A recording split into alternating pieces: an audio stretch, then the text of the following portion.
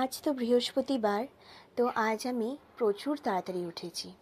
আর অভিষেকের জানো আজকে না 6:30 থেকে ডিউটি ছিল কলেজে, তাই আমাকে তাড়াতাড়ি উঠতেই হতো, নয়তো আমি কিচ্ছু ম্যানেজ করে উঠতে পারতাম না। তাই আমি প্রথম কাজ যেটা করেছি, ঘরদোর মুছে ধুয়ে স্নানটা করে নিয়েছি। তারপরে আমাদের আজকে রান্নাটা করে নিয়েছি। রান্নাতে আজকে বেশি কিছু করিনি, ওই ডাল ভাত, ডিমের অমলেট, একটু আলু সেদ্ধ আর আলু ভাজা।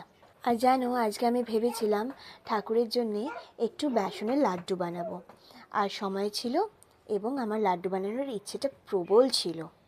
তোমরা তো দেখলেই এই বেসনের লাড্ডুগুলো করা কতটা সোজা।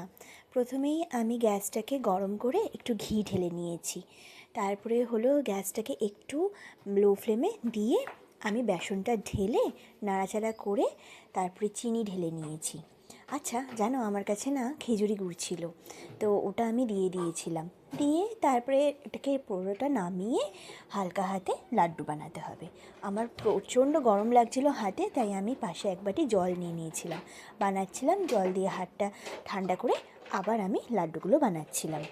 জানো যবে থেকে আমি ডিসাইড করেছি না যে আমি প্রত্যেক বৃহস্পতিবার ঠাকুরের জন্যে কিছু বানিয়ে পুজো দেব, তবে থেকে আমি না ভাবতাম যে আমার হয়তো সময় হয়ে উঠবে না, কিন্তু কিছু না কিছুভাবে জানো তো আমার অনেকটা সময় রয়ে যায় আর আমি সুন্দর করে রান্না করে পুজোটা দিতে পারি।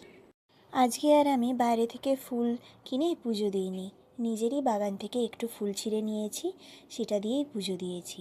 আর আজকে জানো আমি ধুনোও দিইনি, কারণ এই কদিন না ধুনো দিতে দিতে ইনকার খুব অ্যালার্জেটিক রিয়াকশন হচ্ছিল। তো ডক্টর বলেছে একদম ধুয়ো থেকে ওকে দূরে রাখতে।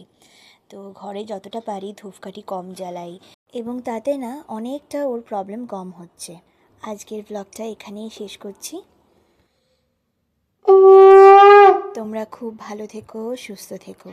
আবার তোমাদের সাথে আমার দেখা হবে পরের একটা ভ্লগে। ততক্ষণের জন্যে টাটা।